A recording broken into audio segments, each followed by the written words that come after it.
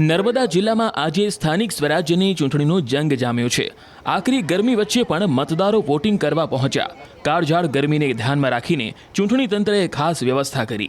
મતદારો માટે મંડપ, ઠંડા પાણી અને કુલરની વ્યવસ્થા કરવામાં આવી। ન્યૂઝ 18 સાથેની ખાસ વાતચીતમાં ભાજપના મહામંત્રીએ લોકોને વધુમાં વધુ મતદાન કરવા અપીલ કરી છે।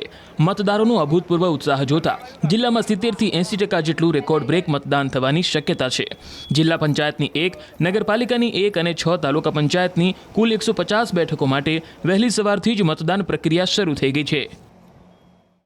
નર્મદા જિલ્લાની જિલ્લા પંચાયતની 22 બેઠક, તાલુકા પંચાયતની 102 અને નગરપાલિકાની 26 બેઠકો માટે આજે મતદાન વહેલી સવારથી યોજાઈ રહ્યું છે। તમે જોઈ શકો છો તેમ કે જે સવારથી જ જે કાળઝાળ ગરમી પડી રહી છે, જેને લઈ ગામડામાં એક અનેરો ઉત્સાહ દેખાઈ રહ્યો છે મતદારોમાં, અને આ મતદારોની લાંબી કતારો લાગી ચૂકી છે।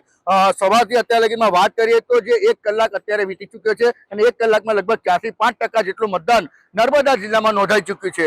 એટલે આ જે ગામડામાં જે ઉત્સાહ છે એ અનેરો દેખાઈ રહ્યો છે।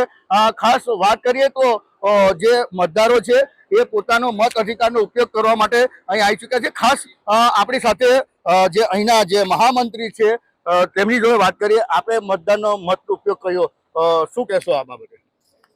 મેં મારો મતદાન કરીને આવ્યો છું। મારા આ મતદાન અવશ્ય બધાએ કરવું જોઈએ, અને આ લોકશાહીનું પર્વ છે। લોકશાહીના પર્વની અંદર જો આપણે મતદાનનો ઉપયોગ ન કરીએ તો એક વોટ માટે પણ ઘણાની પરિસ્થિતિ બદલાઈ શકે એવી હોય છે। એટલે આપણે બધાએ, હું દરેક ગુજરાત રાજ્યના સર્વ મતદારોને હું વિનંતી કરીશ કે આપણે ફરજિયાત રૂપે મતદાન પોતાનું કરવું જોઈએ। બિલકુલ મતદાન કરવું જોઈએ। કાકા, ખાસ વાત કરીએ તો સુંદરપરા ગામમાં વહેલી સવારથી જ મોટી લાઈનો લાગી છે, શું કહેશો?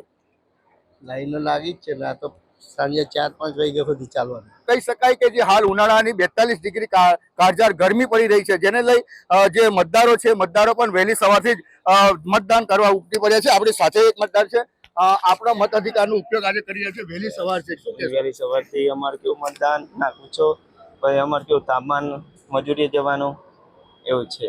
હા, બિલકુલ આ જે મતદાન છે તેમની મોટી લાઈનો પડી ગઈ છે। આપણે તમને ખાસ બતાવવા જઈ રહ્યા છે કે આ જે મતદાન પ્રક્રિયા છે એ શરૂ કરી દેવામાં આવી છે। મહિલાઓ પણ વહેલી સવારથી જ અહીં આવી ચૂકી છે।